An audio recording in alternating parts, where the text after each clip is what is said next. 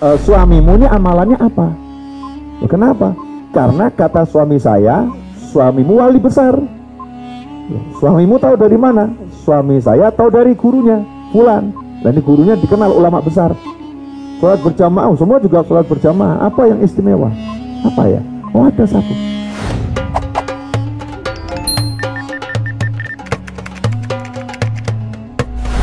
Bismillahirrahmanirrahim. Alhamdulillahirabbil alamin. Allahumma shalli wa sallim ala sayidina Muhammadin miftahi babi rahmatillah adada ma fi ilmillah salatan wa salaman daimain bidawami mulkillah wa ala alihi wa sahbihi. Allahumma shalli ala sayidina Muhammadin salatan taftahu biha lana futuhal arifin wa tufaqihuna biha fid din wa ala alihi wa sahbihi. Assalamualaikum warahmatullahi wabarakatuh. Alhamdulillah bisa duduk bersama Hadrah Basudan, zikir menjelang asar dan setelah asar. Nikmah dari Allah Subhanahu wa taala. Saya datang ke sini niatnya cari barokah. Ya, niatnya cari barokah sama yang paling utama menyenangkan mukmin. Idkhalu surur. Karena kata Nabi SAW, tidak ada amal yang lebih hebat daripada menyenangkan hati mukmin yang lain. Ya, tidak ada amal yang lebih hebat daripada menyenangkan hati mukmin yang lain. Apalagi menyenangkannya dalam wujud majelis yang semacam ini. Belum tentu saya menyenangkan, tapi saya sudah disenangkan. Ya, saya sudah disenangkan. Ini duduk ini pemandangan yang paling menyenangkan buat saya di Malaysia. Di Malaysia saya lihat macam-macam ya, keindahan. Banyak yang indah. Tapi tidak ada keindahan yang lebih indah daripada taman surga. Idza marartum biriyadil jannah farta'u. Sabda Nabi Muhammad SAW, kalau kalian melewati taman surga, maka masuklah ke dalamnya, nikmati.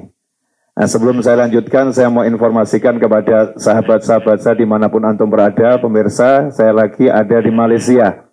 Makanya saya bicaranya pelan-pelan. Nah, cakap pelan-pelan, siapa tahu ini yang datang tak paham. Nah, saya cakap apa gitu ya. Ya, mudah-mudahan paham ya, insyaallah. Tapi pelan-pelan. Siapa tahu ada yang kurang paham. Idza marartum biriyadil jannah farta'u. Saat itu para sahabat tercengang. Para sahabat Nabi Muhammad SAW tercengang karena mereka masih hidup. Mereka ada di dunia. Tiba-tiba dapat perintah. Perintahnya tentang akhirat. Kalau lewat taman surga, masuk, nikmati. Gimana caranya ke taman surga? Sementara masih hidup di dunia. Maka tanya sama Nabi Muhammad SAW. Wa ma riyadul jannah. Wahai Nabi SAW, apa itu taman-taman surga? Maka Rasulullah menjawab sallallahu alaihi wasallam, hilakul dzikir. Ya, majalus dzikir. Atau kama qala sallallahu. Yang dimaksud taman surga adalah kumpulan orang-orang yang berzikir, kumpulan orang-orang yang cari ilmu. Nah, itu adalah taman surga. Dan sekarang kita sedang berada di dalamnya. Karena itu aneh, kalau sudah ada di dalam surga, kok pengen keluar? Nah, itu aneh. Ya, gharib. Ya, sesuatu yang sangat mengherankan, kalau kita ada di dalam surga, kok kita pengen keluar. Karena itulah para aulia wassolihin tidak pernah mau keluar dari taman surga. Setelah masuk di dalamnya, para aulia wassolihin tidak mau keluar.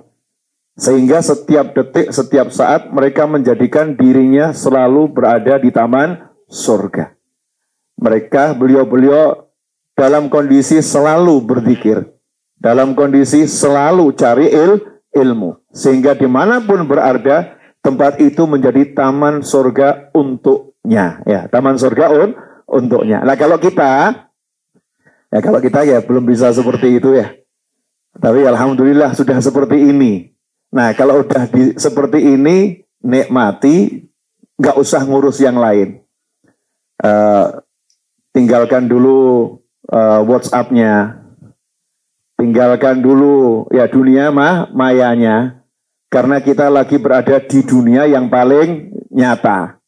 Ya, duduk semacam ini adalah yang paling nyata. Yang di luar sana itu enggak nyata. Jauh pula ya. Enggak nyata dan jauh. Yang sekarang ini betul-betulnya nyata dan bahkan dengan lisan Nabi SAW disebut sebagai taman surga. Belum lagi, saya enggak tahu nanti bicara berapa lama, wallahu a'lam. Karena saya enggak pernah menitin kalau saya bicara target sekian jam, sekian menit, nggak ada. Pokoknya kata Habib Anis, kalau di hatimu udah nggak ada yang disampaikan, rahimahullah, nggak usah ngomong. Ya, nggak usah ngomong. Dan saya nggak boleh mikir. Kalau yang mau diomongkan apa, nggak boleh mikir. Kalau ada yang diomongkan, nggak ada yang nggak usah ngomong. Itu enak sekali amanat guru saya buat saya. Jadi saya nggak perlu repot-repot, harus nyiapkan macam-macam. Tadi di Grab, saya naik Grab ke sini. Karena memang saya nggak suka dijemput-jemput. Ya, nggak suka. Jadi saya dari Indonesia terbang sengaja saya nggak kasih tahu saya landing kapan. Bocornya saya di Malaysia gara-gara majelis ini. Kalau nggak ada majelis ini nggak bocor insya Allah. Nah, Habib di Malaysia tinggal di mana? Rumah saya banyak di Malaysia. Ya hotel kan banyak ya. Ya hotel banyak. Mobil banyak. Nah, tinggal pakai aplikasi bisa sewa.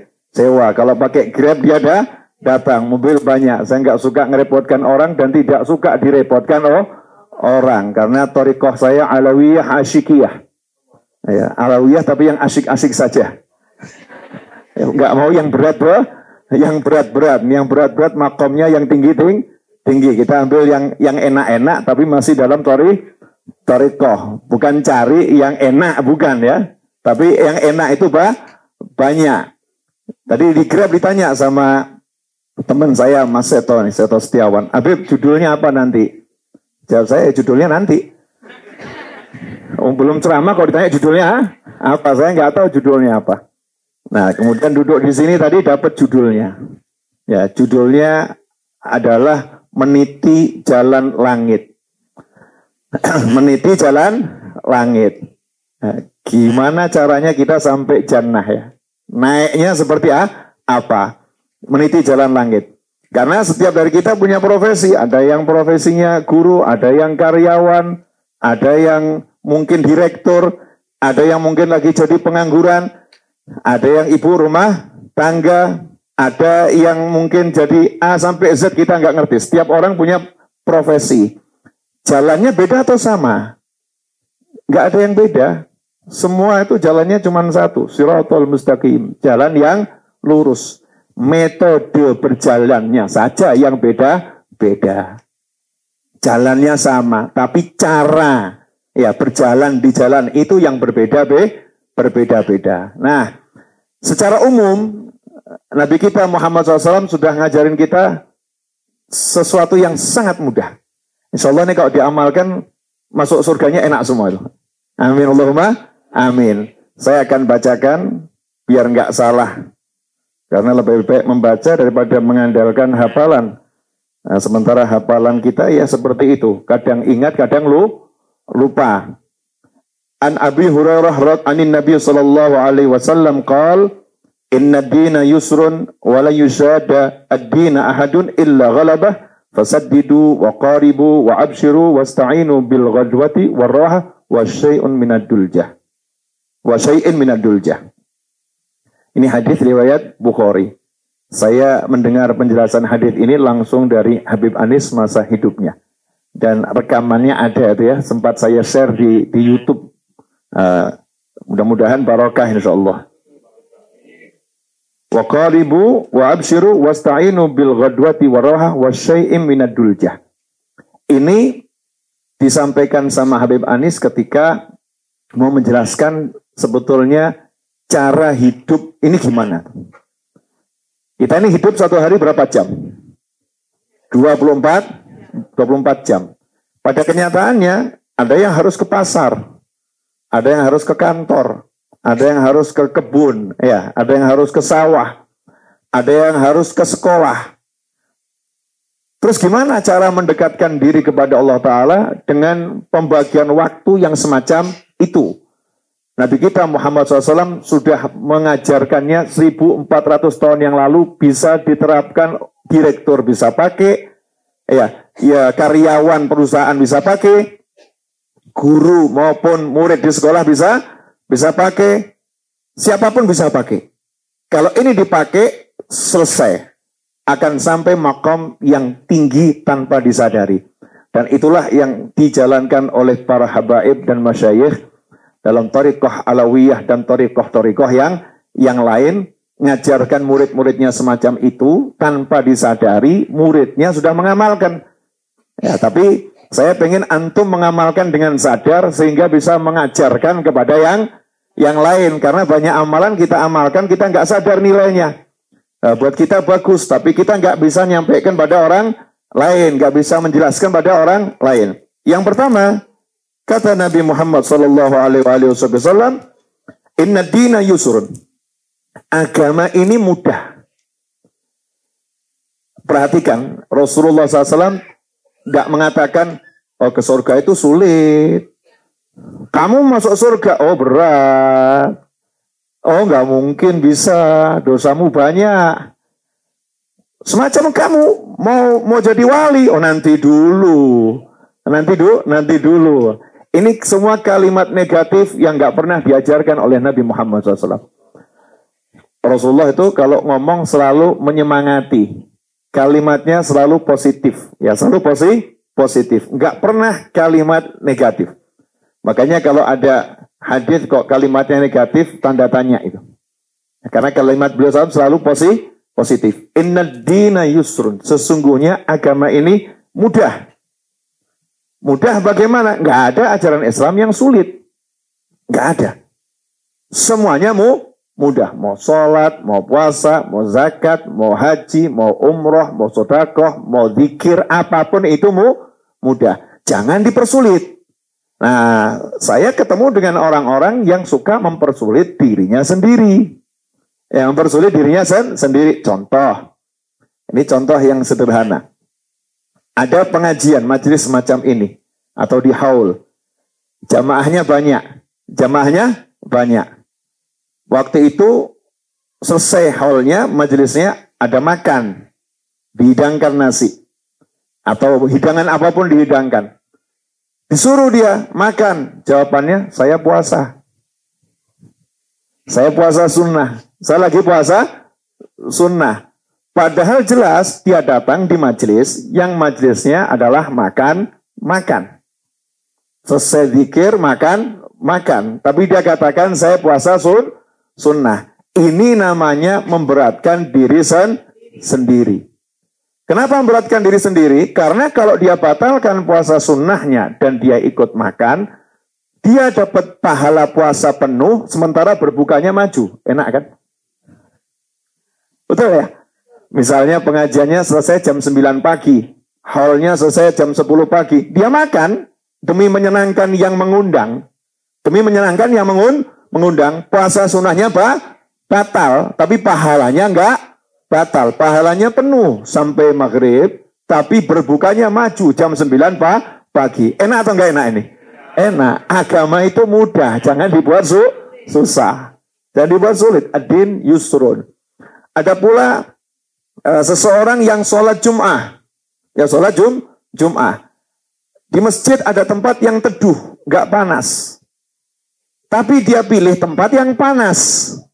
Saat ditanya, kenapa kamu nggak masuk ruangan masjid yang ber-AC, yang dingin, justru kamu cari di luar yang kena sengatan matahari? Jawabannya, mujahadah.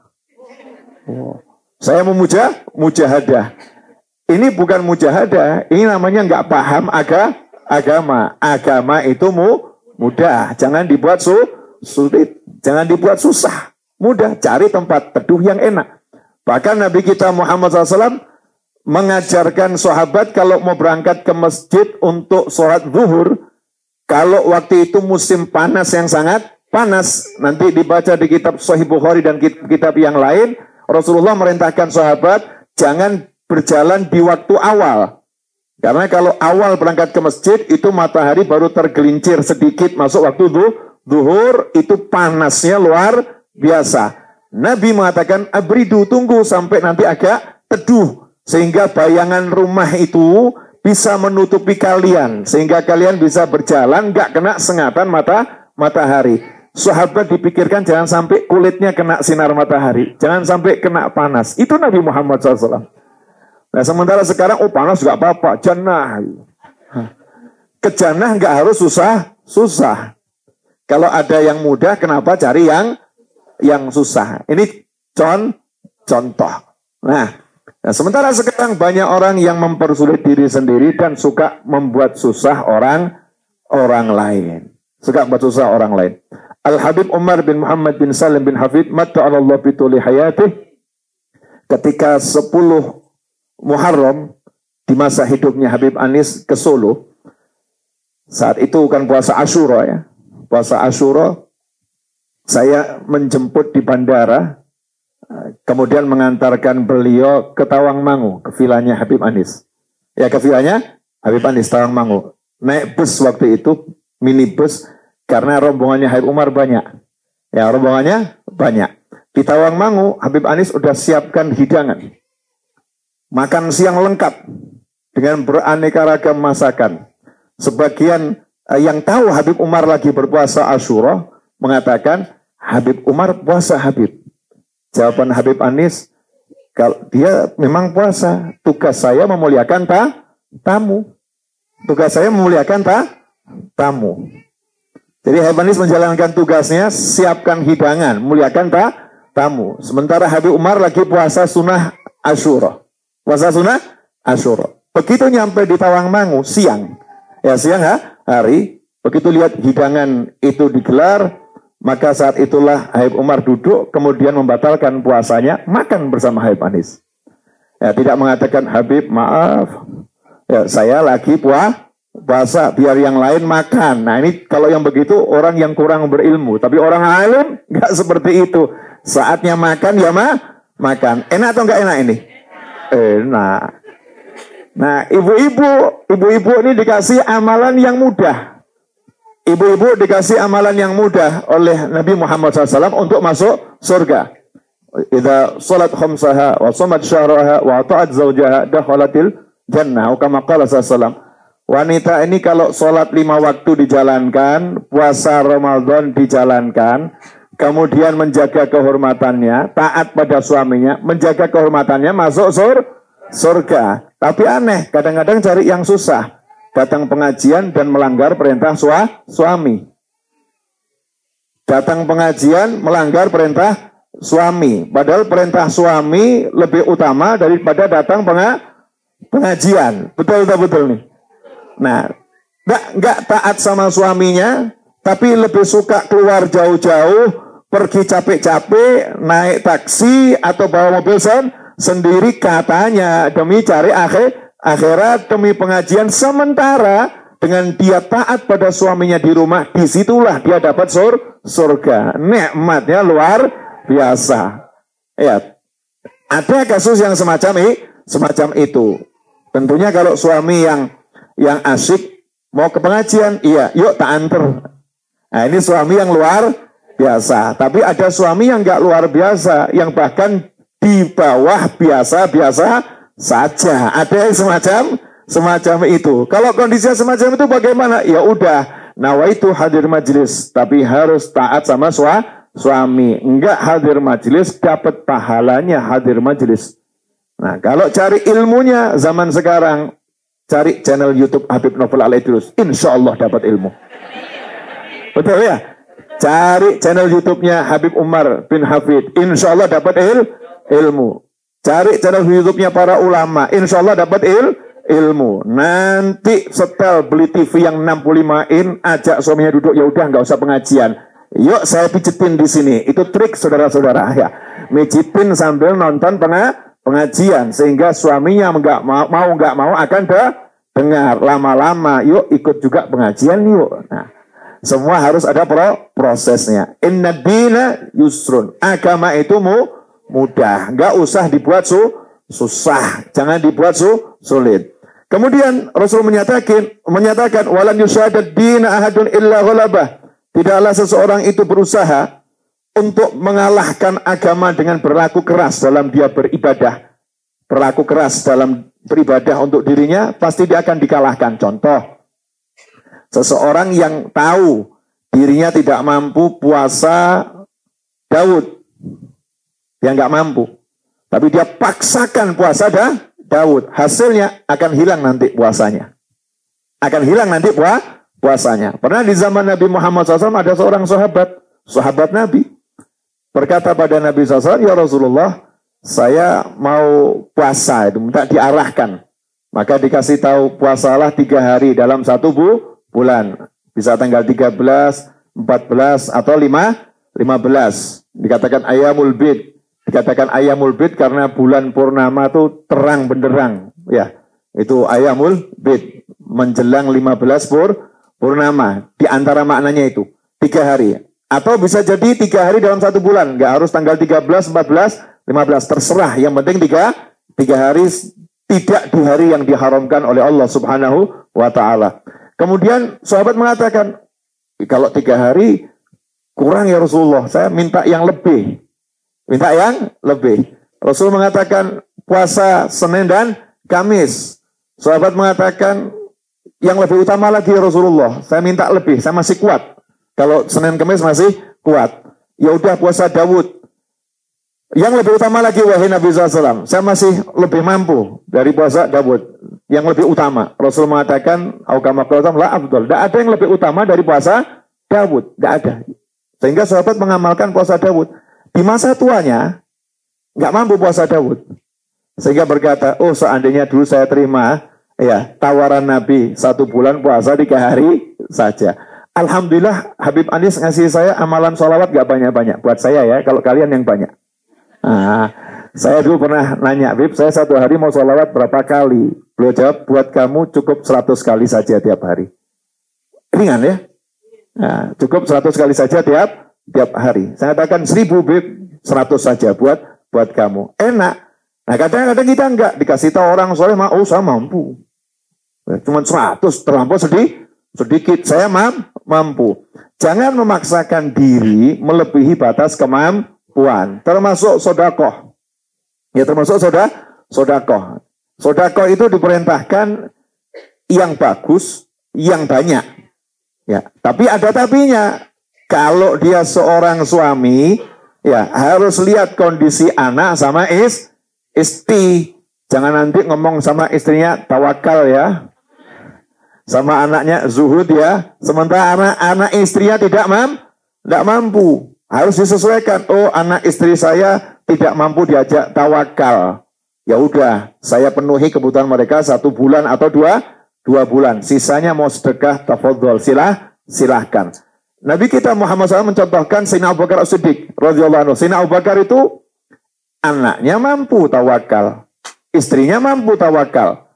Dihabiskan semuanya untuk Allah dan Rasulnya, nggak ada rasa khawatir sedikit pun di hatinya. Besok mau makan apa, nggak ada khawatir. Nggak jadi masalah, itu mau dihabiskan nggak jadi masalah. Sayyidina Umar bin Khattab radhiyallahu anhu mengatakan, saya nggak bisa seperti Abu Bakar, saya separuh saja. Saya separuh saja, nggak semuanya. Sayyidina Umar bin Khattab radhiyallahu ta'ala anhu. Artinya, yuk diukur kemampuan kita. Jangan malas. Ya jangan malas. Jangan memberi excuse sama diri. Ya seperti nggak apa-apa kamu segini.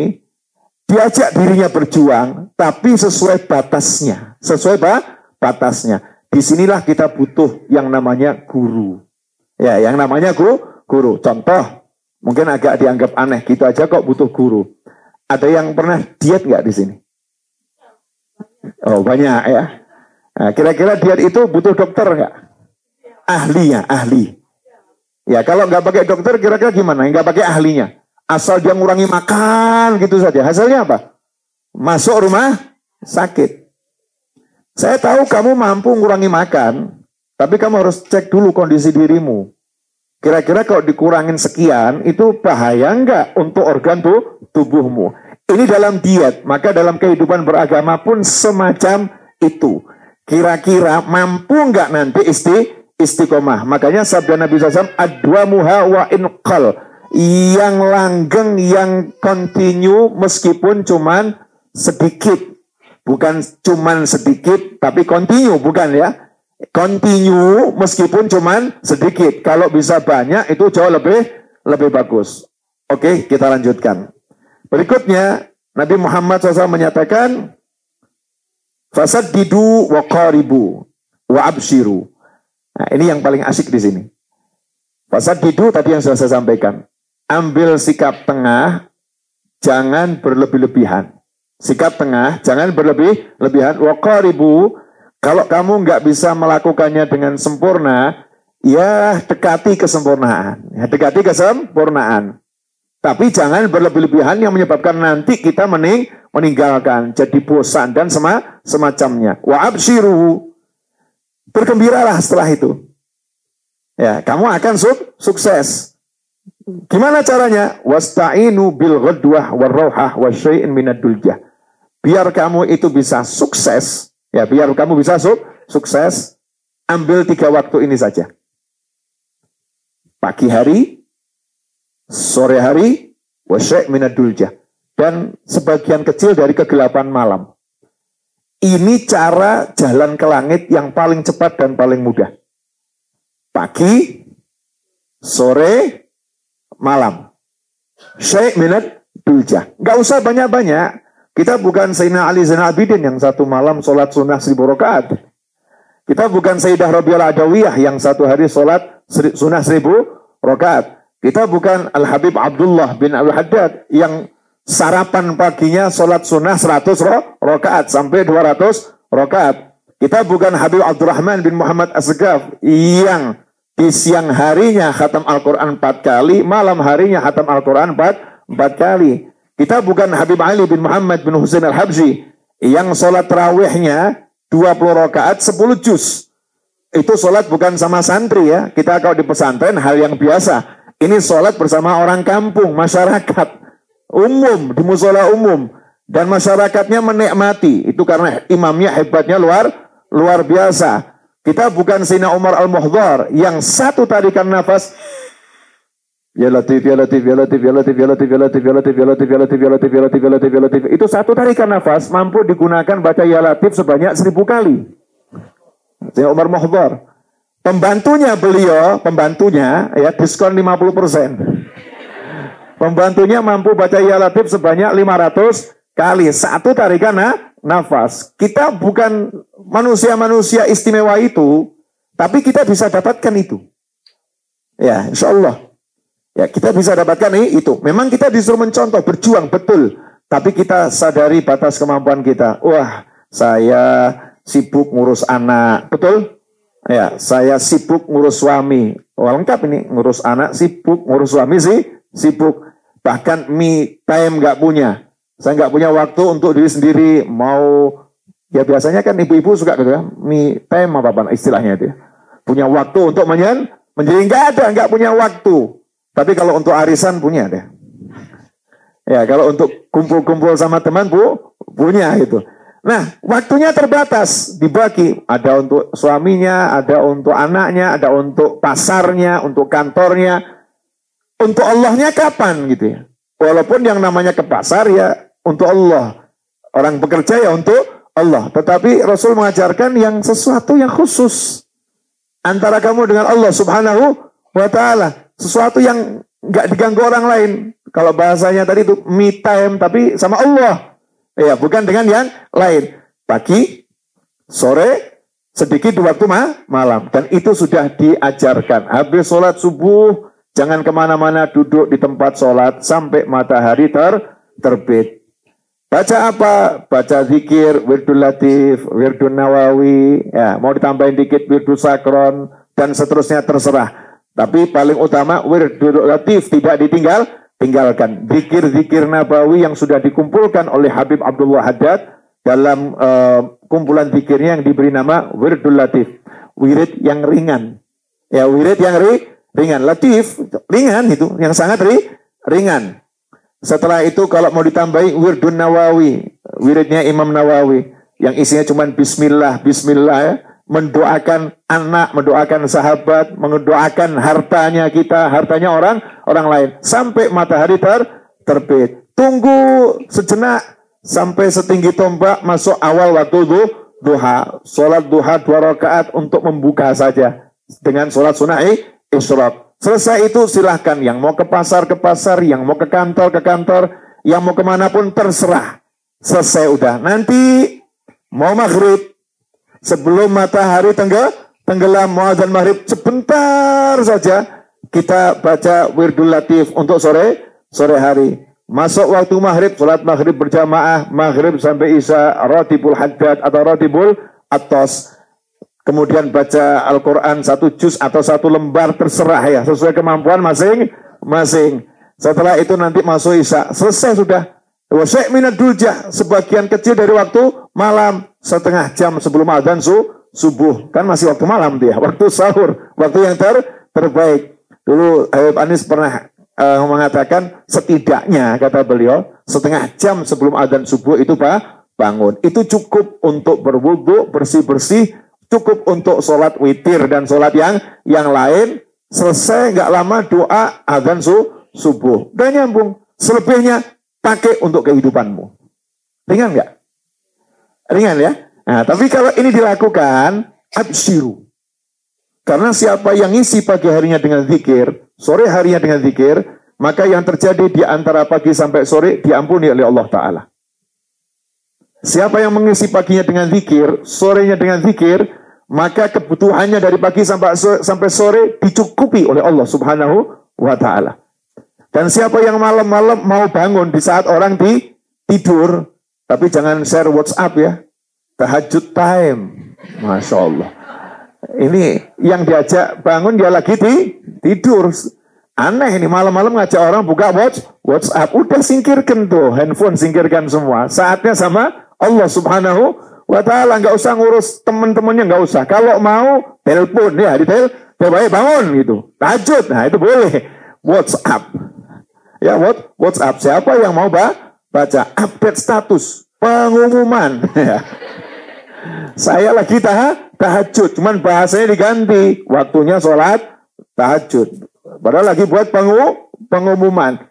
Siapa yang di sepertiga akhir malam atau di tengah malam atau di awal malam, dia bangun dari tidurnya, sebetulnya lagi ada kesempatan yang sangat besar.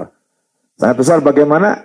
Saya dengar dari guru saya, Habib Anis dulu, cerita tentang seorang wali Allah yang jadi wali bukan karena amal-amal yang besar.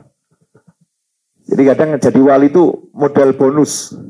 Ya, kalau orang tahu lagi ada diskon tuh ya, belinya murah, padahal harga barangnya mahal. Nah, ada orang jadi wali karena dapat diskonan itu. Ya, dapat diskonan. Gimana ceritanya? Ada satu perempuan ditanya sama tetangganya, suamimu ini amalannya apa? Loh, kenapa? Karena kata suami saya, suamimu wali besar. Loh, suamimu tahu dari mana? Suami saya tahu dari gurunya, fulan. Dan ini gurunya dikenal ulama besar. Itu tetanggamu itu wali besar. Suami saya udah coba cari informasi tentang suamimu. Ternyata amalannya pagi ke pasar.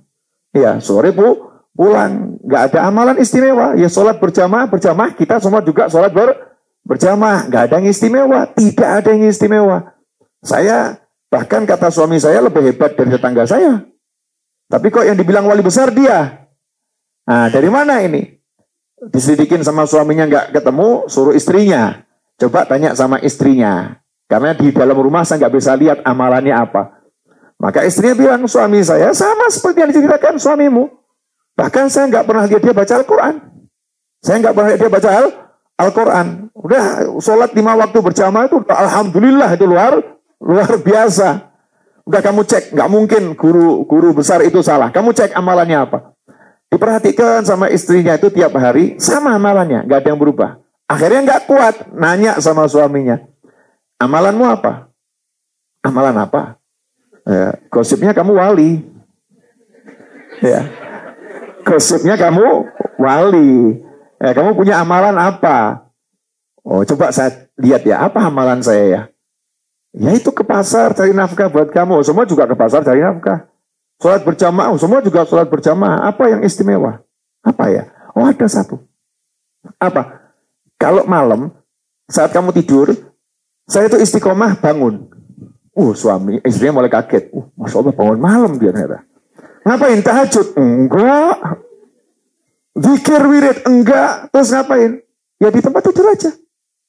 Lah kamu ngapain di tempat tidur? Saya cuma bilang, saya ya Allah, saya ya Allah, saya ya Allah. Terus tidur lagi. Ya tidur lagi. Diem, dia heran nanya, ngomong sama istrinya tetangga tadi. Amalan suami saya cuma itu. Apa itu amalan aneh? Nah, istrinya ngomong ke suaminya, karena suaminya tetangga ini orang alim, punya ilmu.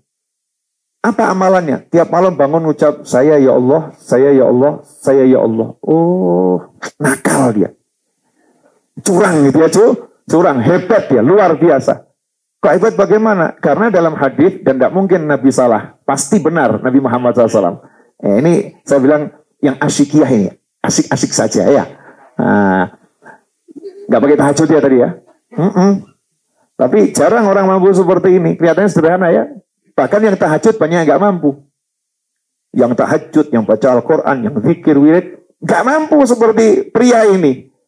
Karena di sepertiga akhir malam dia bisa merasakan tawarannya Allah Subhanahu Wa Taala. Yang Allah berkata dalam hadits qudsi, Rasul menyatakan dalam sebuah hadits, di sepertiga akhir malam Allah Tuhanmu turun ke langit dunia.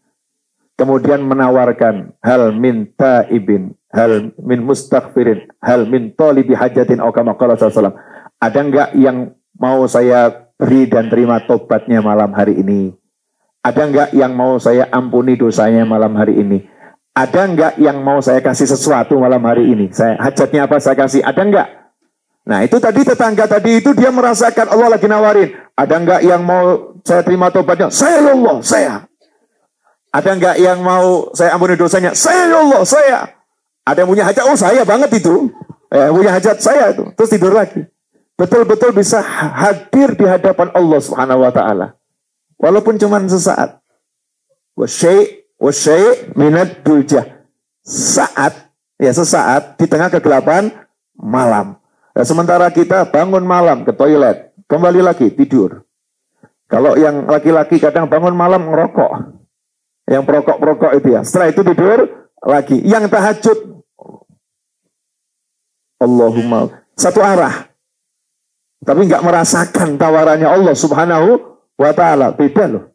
Kalau ini dia merasakan dua arah. Allah ngomong dia jawab. Allah ngomong dia jawab. Allah ngomong dia jawab. Kalau kita ngajak ngomong Allah tapi kita merasa nggak didengar sama Allah Ta'ala. Sampai ada yang su'dzon sama Allah. Kabul nggak ya? Diterima nggak ya? Hasil nggak ini tahajud saya? Bahkan ada yang setelah 1 bulan protes sama ustadznya. Ustadz, saya udah tahajud saya jalanin 1 bulan. Tapi kok nggak ada hasilnya ya? Ada yang semacam itu. Ini namanya nggak percaya, nggak yakin sama Allah Subhanahu Wa Ta'ala. Sementara yang satu tadi meskipun sederhana, tapi dia yakinnya luar biasa. Wasyai' minad duljah. Jadi susah atau mudah jadi wali? Mudah. Agama ini mudah, amalannya juga mudah. Jangan dibuat susah, ya jangan dibuat sulit ya. Karena tidak ada yang sulit. Banyak sih cerita tentang bagaimana orang-orang soleh terdahulu menjadikan hal yang rumit buat orang lain itu menjadi terang benderang, gamblang dan mudahnya luar biasa. Ada orang ngomong ke saya, Habib, saya ini kok banyak masalah ya di kantor ya. Saya kalau ke kantor selalu saya pusing. Saya jawab, oh mudah itu. Kenapa? Ya nggak usah ke kantor. Betul ya? Nah, tapi kalau nggak ke kantor nanti terus saya gimana kerjaan saya? Saya pusing lagi. Ya udah kalau gitu ke kantor. Paham maksud saya? Kadang orang sekarang ini aneh mengeluhkan sesuatu yang nggak perlu kelokan. Wadah lagi. Ustadz, suami saya itu bla bla bla bla bla bla bla bla. Ya udah, mudah caranya. Gimana? Ya udah. Udah bisa Ustadz, ya saya kan, lah iya.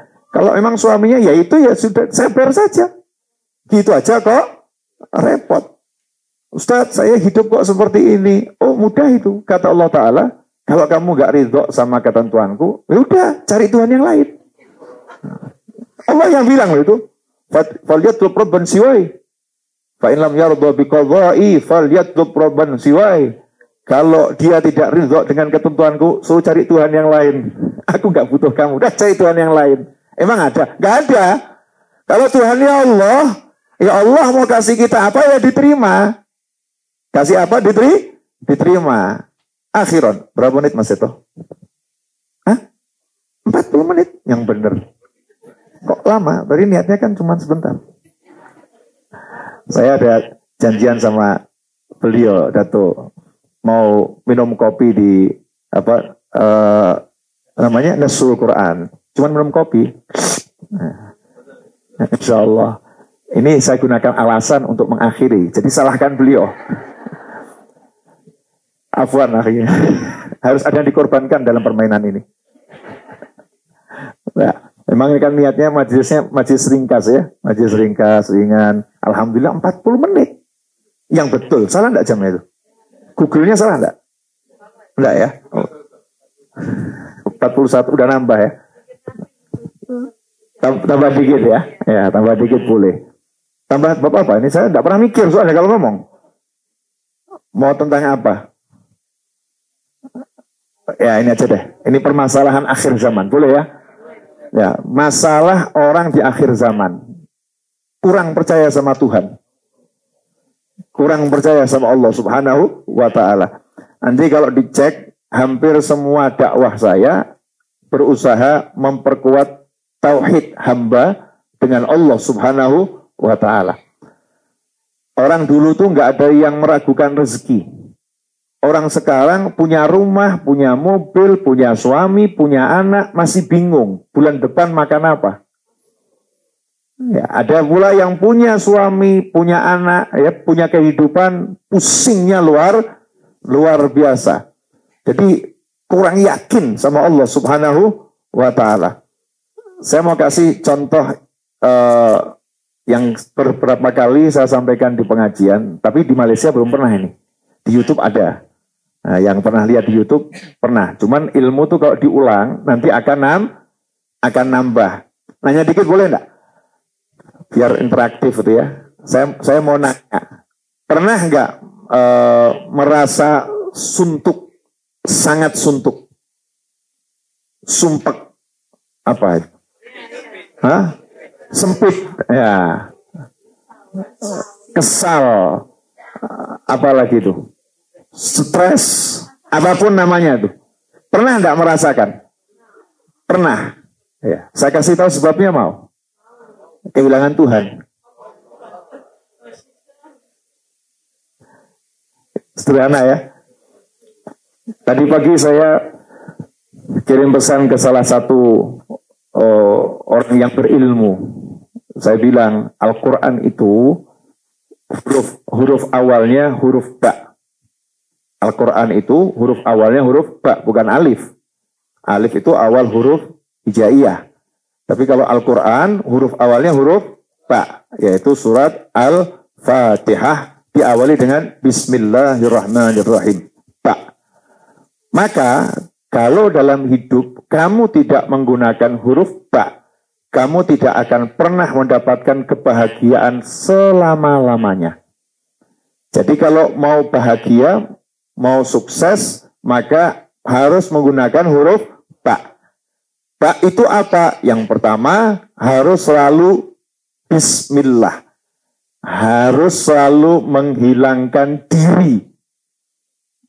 Saya bukan siapa-siapa, saya tak punya apa-apa, saya tidak bisa apa-apa, saya tidak mampu apa-apa, yang ada hanya Allah. Qul huwallahu ahad. Yang ada hanya Allah. Semua miliknya Allah.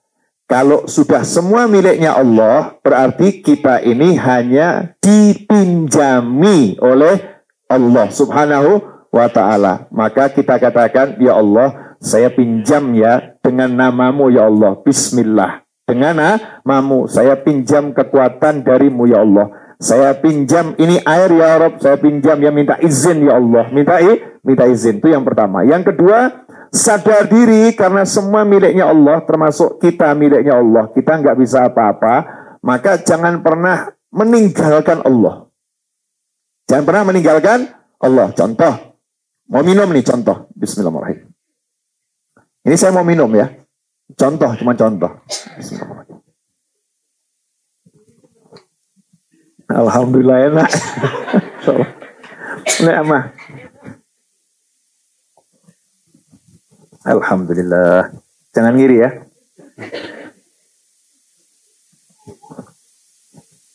Alhamdulillah. Kalau saya merasa saya punya tangan, itu gelas, itu kopi, saya bisa mengambilnya, maka saat itu saya putus hubungan dengan Allah Ta'ala. Putus, selesai. Kamu berarti baru saja ngaku jadi Tuhan. Baru saja ngaku jadi Tuhan. Atau kalau kamu nggak ngaku jadi Tuhan, kamu baru saja kehilangan Tuhan. Itulah yang dilarang, hamba nggak boleh begitu. Itu yang dimaksud dawa musir. Hatinya selalu tidak melupakan Allah. Jadi kalau ditanya, kamu bisa nggak ambil kopi itu? La haula wa la quwata illa billah. Bismillah, insya Allah. Saya nggak tahu bisa atau tidak. Sehingga para habaib di dalam kalamnya yang terdahulu yang saya baca, beliau mengatakan, ma fiyadillah awthaku mimma biyadi. Apa yang ada dalam genggaman Allah lebih aku percayai daripada apa yang sudah aku genggam. Ini misalnya nih ya, megang emas atau megang apel ya, mau makan. Ini kalau para habaib, para aulia usolih masyayikh nggak pernah yakin ini bisa sampai ke sini. Selalu merasa, ya Allah tolong izinkan. Itu gerak hati yang sepermiliar detik, cepatnya luar biasa, terus nggak pernah pisah.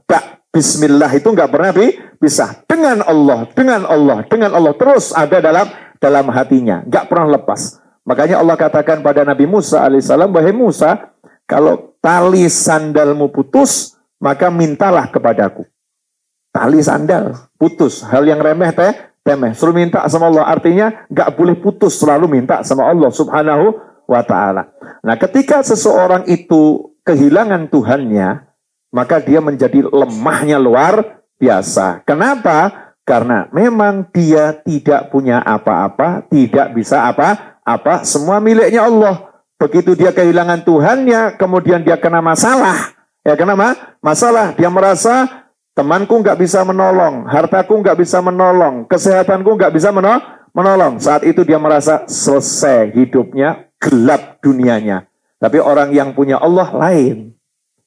Iyalah, lain. Dia nggak pernah lihat hartanya. Dia nggak pernah lihat temannya. Dia nggak pernah lihat kesehatannya. Yang dia lihat selalu Allahnya. Dia kalau lemah, dia minta dikuatkan. Kalau dia punya harta, dia minta dijadikan itu berkah dan manfaat. Kalau dia nggak punya, dia minta sama Allah yang maha punya. Kalau dia sakit, dia minta diberi kesembuhan. Kalau memang dia sehat, minta sehatnya dijaga oleh Allah Subhanahu wa ta'ala. Kalau semua sifat hamba ini yang lemah tadi ada di dirinya, dia selalu minta sama Allahnya. Contoh. Ini panjang nanti ini. Ya, tambah dikit apa ya? Masih cukup kan maghrib, masih jauh ya? Oke. Alhamdulillah. Solo sampai Selangor nih ya? Wilayah Selangor. Kuala Lumpur, masih Kuala Lumpur ya? Ya, dekat-dekat Selangor, dekat dari sini. Nah, dekat. Oke. Yang mana nih yang buat contoh? Karena banyak. Ya udah, yang paling disukai ibu-ibu tentang wanita solihah. Di Al-Quran ada banyak wanita solihah. Salah satunya adalah ibunya Nabi Ismail alaihissalam. Ini kisah diulang-ulangi berkali-kali pun gak akan bosan. Karena Allah yang menceritakan. Ya, Allah yang menceritakan nih, bukan manusia, tapi langsung Tuhan yang bercerita. Bagaimana ketika Allah perintahkan Nabi Ibrahim alaihissalam untuk meletakkan istri dan anaknya di suatu tempat yang tidak ada kehidupan di sana. Meletakkan istri dan anaknya di suatu tempat yang tidak ada kehidupan di sana. Beda loh ya, kalau meletakkan istri dan anak di hotel bintang 5, beda. Atau di hotel biasa itu, berbeda, jelas tempatnya. Ya bisa telepon, bisa minta layanan, ya minta air, sarapan pagi disiapkan kalau di hotel. Nah kalau ini enggak, di Padang Sahara yang bahkan belum ada namanya. Dalam peta itu belum ada namanya. Allah kasih tahu bil Bakkah, namanya Bakkah yang kemudian jadi Mekah. Dari Mekah Al-Mukarramah. Masih berupa dataran rendah, enggak ada manusia, enggak ada hewan, enggak ada tumbuhan. Batu, pasir, enggak ada air. Allah suruh taruh sana, letakkan sana anak dan istrimu. Kemudian Nabi Ibrahim disuruh pulang kembali kepada istri pertamanya. Saya mau nanya, ini sengaja saya buat begini ya. Ada istri pertama di Palestina atau di Syam, kemudian istri kedua ditaruh di Mekah. Ditaruh di Mekah. Ketika Nabi Ibrahim bawa istri keduanya bersama anaknya, kira-kira perasaan istri pertama bagaimana? Jangan disamakan dengan drama Korea. Jangan disamakan dengan sinetron. Makanya jangan belajar dari sutradara. Hidup sekarang anehnya muslimah ya dan muslimin banyak belajar dari sutradara. Jadi kebenaran bukan dari Al-Quran, kebenaran bukan dari hadis, kebenaran bukan dari ucapan ulama, kebenaran berdasarkan film. Biasanya seperti itu. Ya, saya nggak mengatakan sutradaranya salah. Sutradara boleh, silahkan ya. Cuman kita muslimin muslimat punya ilmu sendiri, ilmunya Allah dan Nabi Muhammad Sallallahu Alaihi Wasallam. Jadi katakan, wah, akhirnya muncul penafsiran-penafsiran yang sesuai kepala kita yang kotor. Naudzubillah min dzalik. Jangan dibayangkan kemudian istri pertamanya ngomong gini, jangan dibayangkan ya, ngomong seperti ini. Suamiku, memang aku tahu kamu sengaja mau pergi meninggalkan aku di sini sendiri karena aku nggak bisa kasih anak buat kamu. Kamu mau pergi bersama istrimu yang baru itu yang udah punya anak sehingga kamu bahagia. Kamu ingin bertiga bersama mereka. Hebat kamu ya. Masya Allah. Ini setan tingkat tinggi. Naudzubillah min dzalik. Mudah-mudahan tidak ada satu wanita muslimah pun yang punya pikiran seperti ini. Nggak ada. Dan hebatnya lagi, setelah itu kan ditinggal nih istrinya yang kedua ya. Dengan anaknya di Mekah. Apakah istri kedua berpikir, tega kamu ya ninggal aku di sini? Pasti ini perintah istri pertama ya. Yang nggak ridho aku punya anak dari kamu ya. Pasti ini pembunuhan berencana ya. Biar aku mati dan anakku mati. Kamu mau hidup berdua dengan istri pertamamu. Begitu. Ini iblis tingkat super tinggi. Nggak ada. Coba lihat nih dua wanita yang solihah ini. Yang satu mengatakan berangkatlah. Ya, tunggu saja nanti suaminya pulang kapan santai menikmati hidupnya di sana. Yang satu ditinggal bawa anaknya di Padang Sahara. Cuma nanya, kenapa kami ditinggal di sini? Suaminya tidak boleh ngasih penjelasan. Kira-kira hancur nggak tuh hati suaminya? Jangan disamakan dengan suami-suami yang di sini lain. Ini suaminya Khalilullah Nabi Ibrahim alaihissalam. Hatinya super lembut dan sangat cinta pada istri dan anaknya. Kemudian disuruh naruh di tempat yang gak mungkin hidup. Gak boleh salam perpisahan. Istriku, anakku. Mungkin ini saat terakhir kita bertemu. Mari berpelukan. Gak ada. Dan gak boleh ngomong. Gak boleh bicara. Diam saja, membalikkan badan. Pergi meninggalkan istri dan anaknya. Istrinya solihah, nanya lagi, kan takut kalau sampai ini karena murka Allah atau apa gitu. Kenapa kami ditinggalkan di sini? 2 kali nanya gak dijawab. Yang ketiga, jawablah sang istri bertanyalah sang istri dengan pertanyaan yang menunjukkan kualitas kecerdasan tingkat tinggi. Allahu amaraka hadza? Apakah Allah yang perintah kamu melakukan ini? Maka suaminya berhenti, kemudian menganggukkan kepala, tidak mengucapkan satu kata. Karena nggak boleh sama Allah. Bahasa isyarat saja. Apa kata istrinya? Apa istrinya begini? Coba direvisi dulu itu. Dicek dulu, mungkin kamu salah perintah kali. Ya, mungkin kamunya yang kurang paham. Masa Allah merintahkan menelantarkan anak dan istri, ditinggal di tempat yang semacam ini. Kamu yang salah kali. Allah kan Maha Pengasih. Allah kan Maha Penyayang. Enggak mungkin Allah yang Maha Pengasih, lagi Allah Maha Penyayang, kok menelantarkan kami di tempat yang gersang semacam ini. Ini pola pikir orang yang pakai akal. Yang akalnya itu sesuai akalnya. Sementara dalam kisah ini jelas-jelas Allah letakkan di tempat yang gersang. Allah Maha Pengasih, Allah Maha Penyayang. Tapi menurut ilmunya Allah yang luas, bukan akal kita yang sempit, yang nggak tahu hakikat kehidupan, yang penuh dengan prasangka buruk. Naudzubillah min dzalik. Istrinya nyantai saja, Allah yang perintah, iya, menganggukkan kepala. Lihat nih, istri yang solihah. Jalan, jangan dipikir kami, jangan khawatir. Pasti kami akan selamat. Allah yang suruh kamu, pasti Allah yang urus kami. Dah, tenangkan hatimu, wahai suamiku. Masya Allah. Di Malaysia ada perempuan semacam ini? Ini luar biasa. Ini luar biasa. Enggak ada pikiran buruk sama sekali. Solihah. Sotnya itu, Masya Allah. Mohon maaf ibu-ibu ya. Mohon maaf. Ini kisah di Al-Quran. Jarang dirasakan, cuma dibaca, tapi nggak dihadirkan, nggak dirasakan.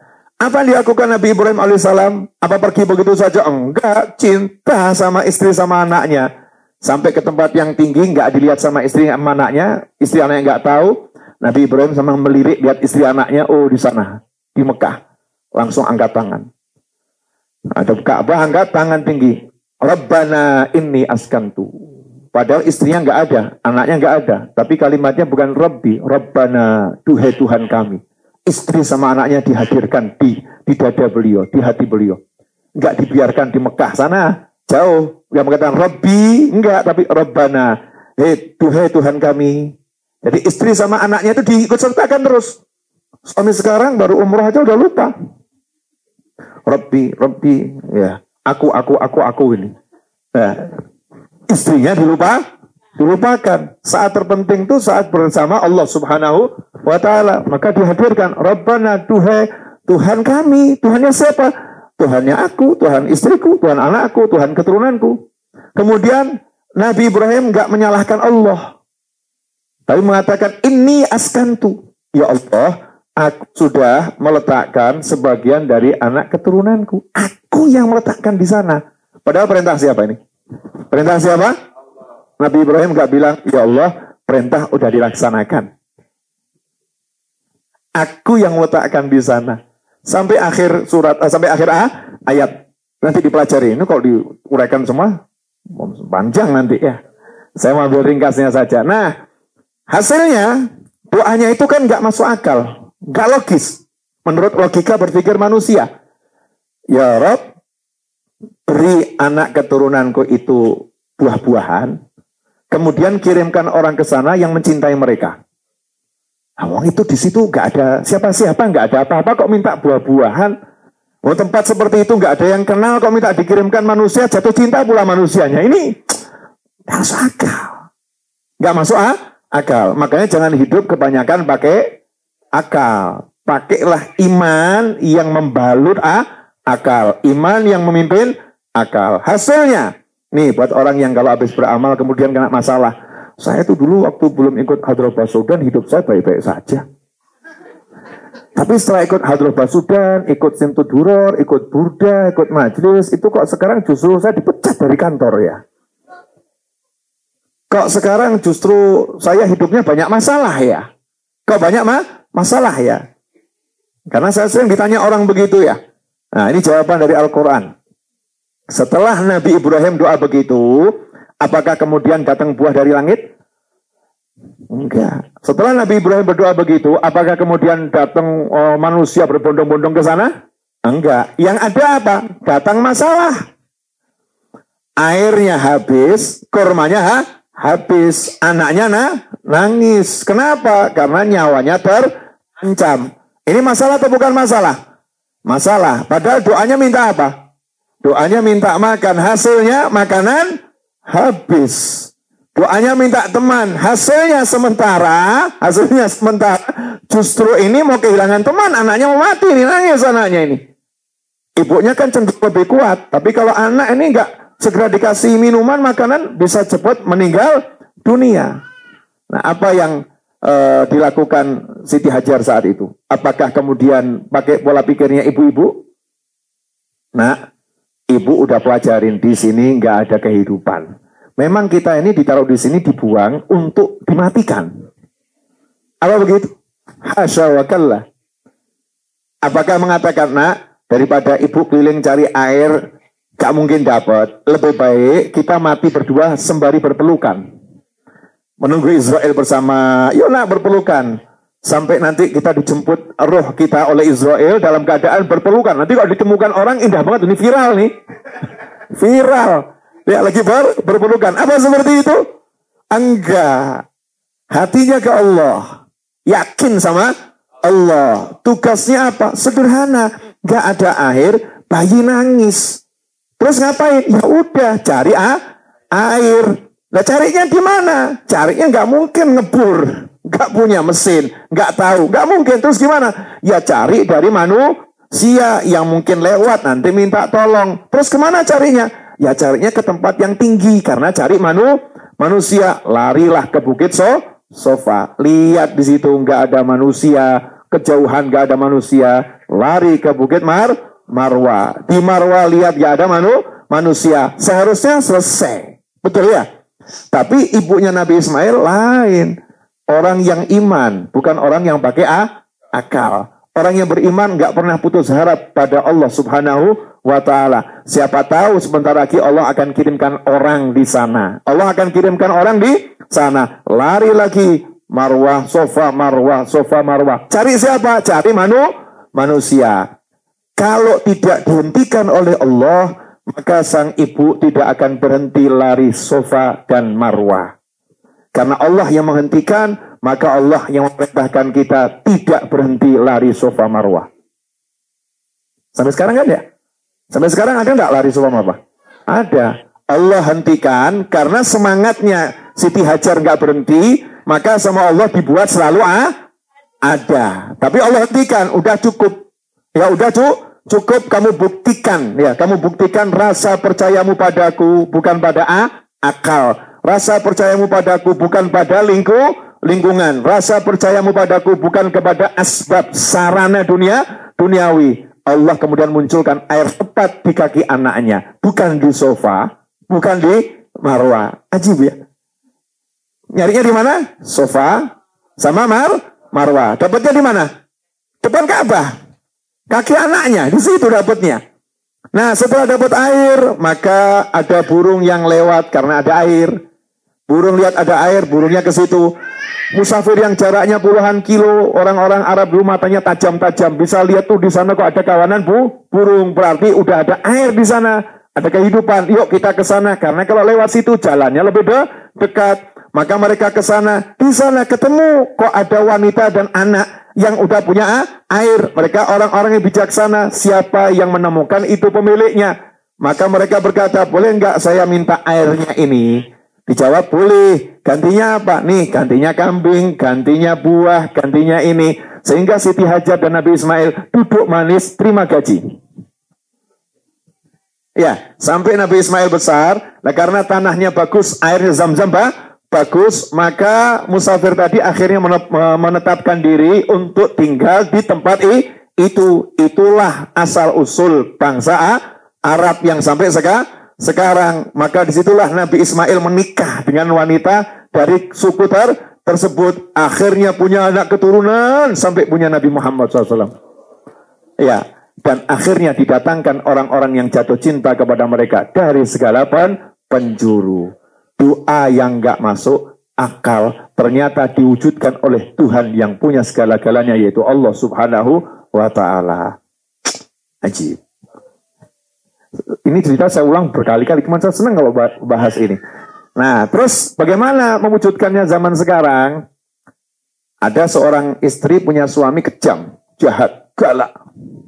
Ya, minta sama Allah, ya Allah, rubah suamiku, rubah suamiku jadi lebih baik. Caranya gimana? Datangin suaminya, layani dengan baik.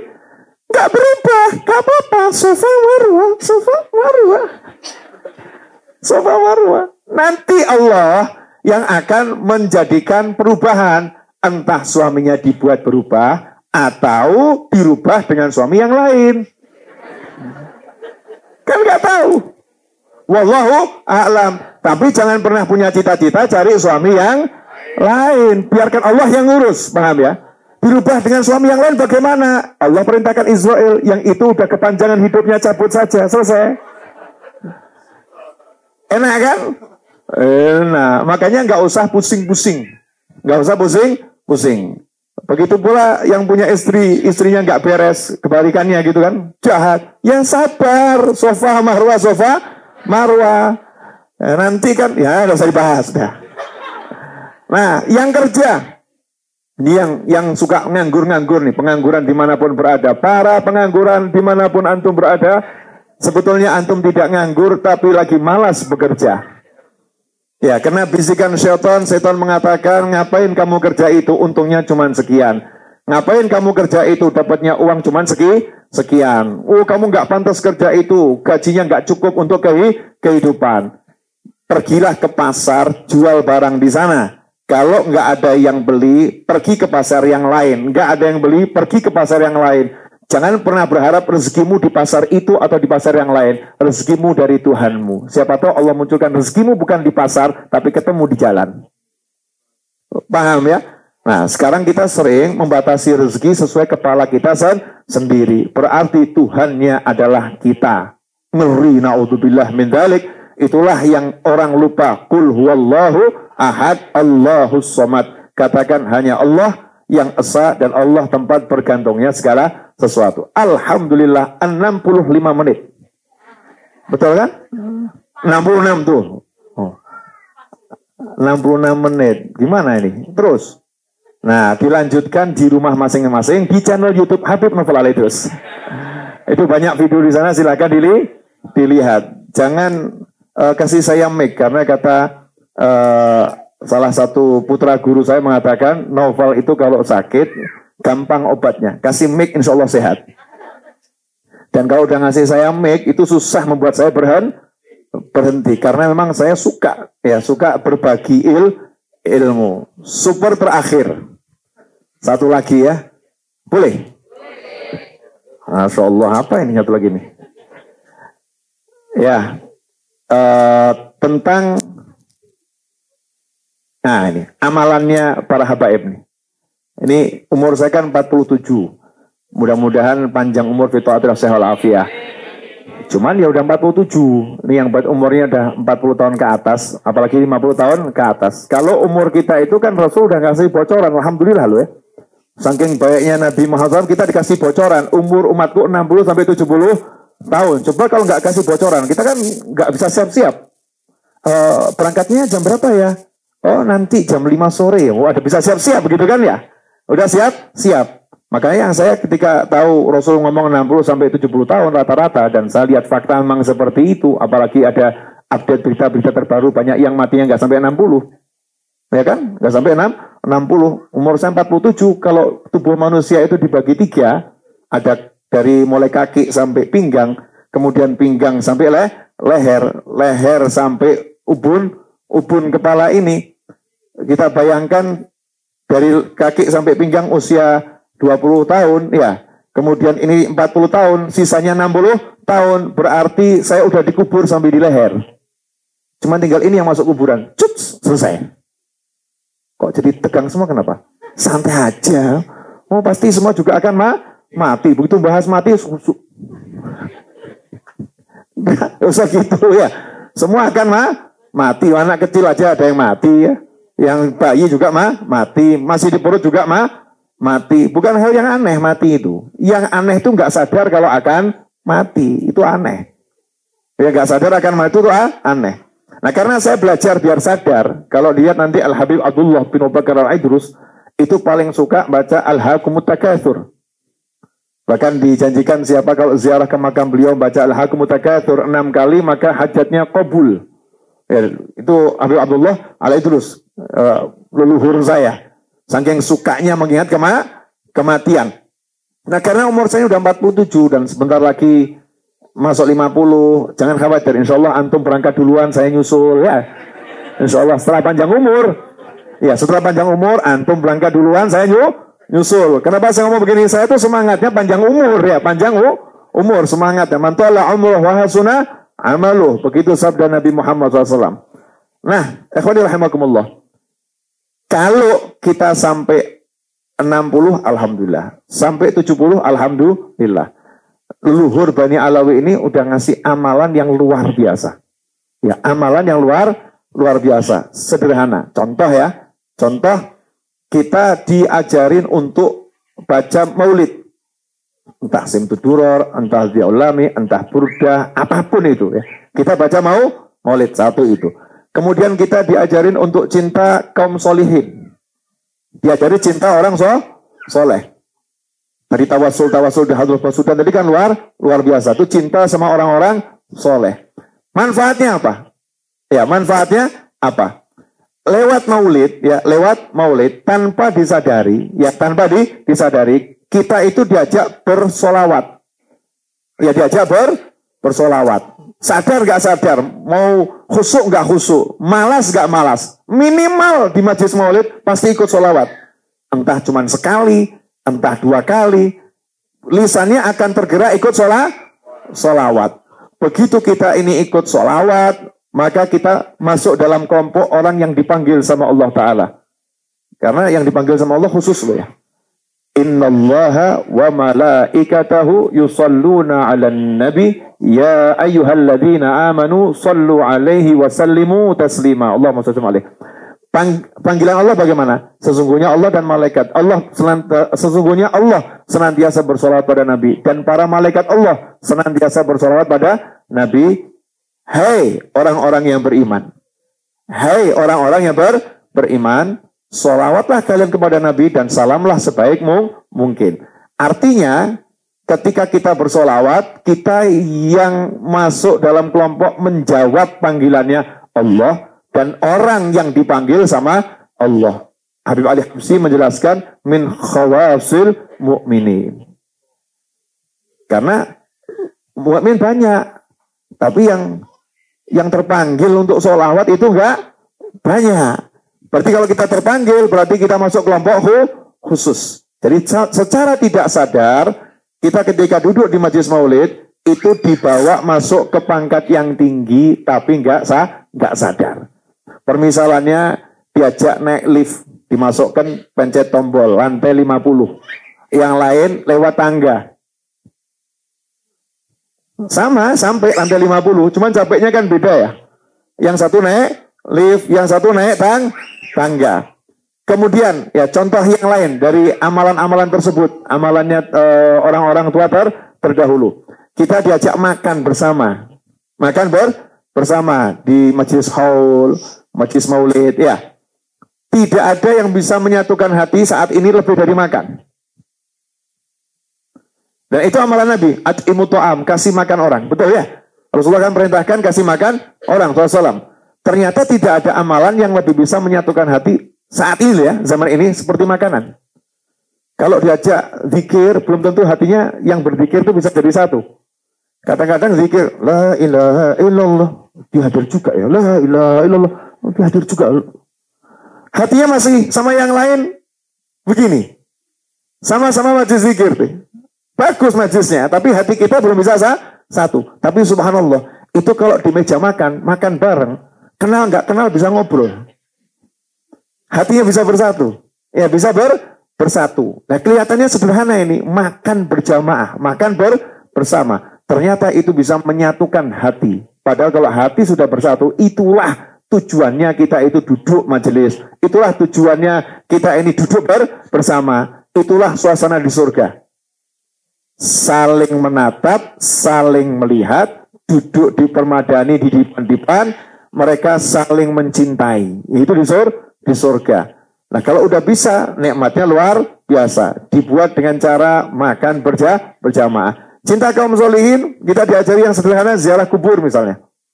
Ziarah kubur. Kemudian memasang fotonya orang-orang soleh. Ya, pasang fotonya orang-orang soleh, cinta kepada orang soleh. Kelihatannya sederhana, tapi cinta ini nggak bisa dipaksa. Nggak bisa dipaksa. Begitu kita punya cinta, selesai udah. Kenapa? Anta ma'aman ahbabta. Kamu bersama yang kamu cintai. Langsung naik makom. Masuk gerbong sama. Lu amal saya beda, masih jauh. Nggak apa-apa, gerbongnya sama. Udah satu gerbong. Sampai. Karena gerbongnya sama. Gerbongnya sama. Hidangan yang di depan akan sampai pada yang di belakang. Semuanya akan dapat yang sama. Anta ma'aman ahbabta. Nah inilah sekarang kalau kita mau ngajar anak kita, ya ajar itu aja. Gak usah yang susah-susah. Ajak maulid, ya. Ajak ziarah wali yang hidup maupun meninggal. Ya. Buat cinta, tunjukkan nih fotonya Syekh Fulan, fotonya Habib Fulan. Jangan sampai anak kita itu cuma kenalnya, itu gengnya Marvel dulu. Ya, Spider-Man, Batman, apalagi geng-geng yang lain, Doraemon, dan lain sebagainya kenal. Tapi begitu tanya, Abi Yazid Al-Bustami, nggak kenal. Junaid Al-Baghdadi rahimahumullah, nggak kenal. Ma'ruf Al-Karhi, nggak kenal. Syekh Sultan Al-Zubaidiyah, nggak kenal. Ya, Rabi Al-Adawiyah, nggak kenal. Habib Ali Al-Habsyi Maulud, nggak kenal. Habib Al-Haddad, nggak tahu. Masya Allah. Ya, sebagai penutup, ini super terakhir. Karena antum ada di Malaysia, salah satu orang besar yang saya kenal di Malaysia, almarhum Habib Ali bin Ja'far Al-Idrus Batu Pahat. Ya, saya pernah punya pengalaman dengan beliau itu sangat banyak sebetulnya. Tapi salah satunya yang paling indah yang saya rasakan, duduk 2 jam sama beliau itu, salah satu yang saya lihat, beliau tidak pernah melihat orang lain lebih kecil. Beliau selalu melihat orang lain itu besar. Jadi kalau yang saya baca kisah wali-wali itu bilang tidak pernah merasa lebih hebat dari orang lain, saya lihat itu di Habib Ali. Bagaimana saya tahu? Coba bayangkan, waktu saya bertamu ke sana, beliau mau masuk ke dalam, itu kan rumahnya nggak ada pintu ya di dalam itu, cuman kain ya, kain. Mau masuk ke dalam itu, mau ambilkan kopi buat saya, jalannya mundur. Jadi begini, Habib Ali, saya masih ingat. Itu duduk gini kan. Nah, terus permisi saya ke dalam sebentar. Seperti itu. Habib Ali bin Ja'far Al-Idrus Batu Pahat. Hasilnya apa? Beliau nabrak pinggirannya pintu. Kayu ini, tempelnya itu. Tempat daun pintu ya, tempatnya itu. Punggungnya apa? Keras gitu ya. Tapi beliau nggak ngeluh. Lanjut mundur lagi. Karena apa? Melihat tamu itu adalah kirimannya Allah Subhanahu wa taala. Man kana yu'minu billahi wal yawmil akhir falyukrim dhaifah. Saking muliakan tamunya, beliau jalannya nggak mau belakangi tamunya. Masya Allah. Ini saya ketemunya di Malaysia. Ya, artinya banyak wali di Malaysia. Satu ini cukup. Ya, satu ini cukup. Apalagi banyaknya luar biasa. Nah, ceritakan yang begini pada anak-anak kita. Tuh loh, Habib Ali itu seperti ini. Sehingga kita bisa mencontoh bagaimana menjadi orang yang berakhlak. Menjadi orang yang luar biasa. Kemudian kopi sudah dihidangkan. Ya, kopi sudah dihidangkan, mau dibagi. Tamunya cuma 5 kalau nggak salah, kopinya yang keluar 6. Saya bilang nggak mungkin Habib Ali salah nih. Kenapa kok kopinya keluarnya lebih? Nggak lama datang satu orang tua masuk gitu, nggak pakai permisi, tahu masuk aja, terus duduk gitu ya, terus duduk, kemudian ngambil kopinya terus minum. Setelah itu keluar. Saya nggak tahu siapa itu, wallahu a'lam. Setelah itu, nah ini akhlak lagi. Beliau mau membagikan kopi ke tamu-tamunya itu. Ini tamu rombongan saya dari Al-Jendrami itu. Ya, teman-teman dari Jendrami nganterin saya. Seharusnya kan tamunya ngambil gitu ya, karena Habib Ali kan sudah sangat tua dan cangkirnya gede, besar cangkirnya. Habib Ali nggak mau tamunya ngambil, beliau yang nyuguhin. Beliau ambil begini, ya ambil begini karena besar tuh cangkirnya, kan nggak kuat tuh. Nah, terus beliau perintahkan saya, tolong kamu bantu.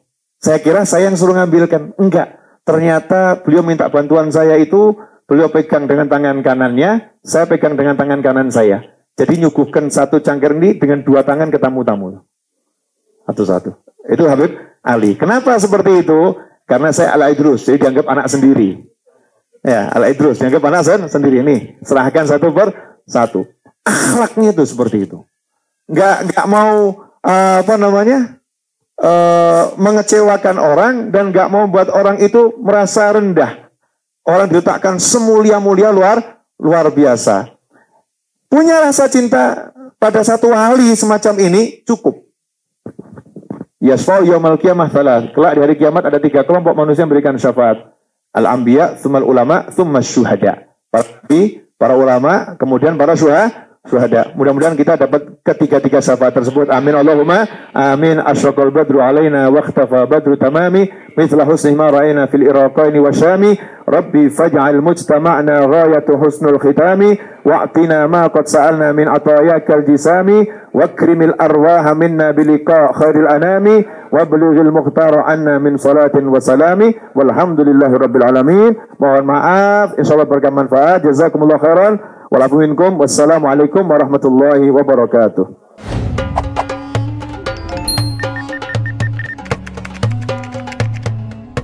Langit, bumi, manusia, binatang, gunung, ganang, matahari, bulan, planet, bintang, cakrawala, semua ini makhluk Allah SWT.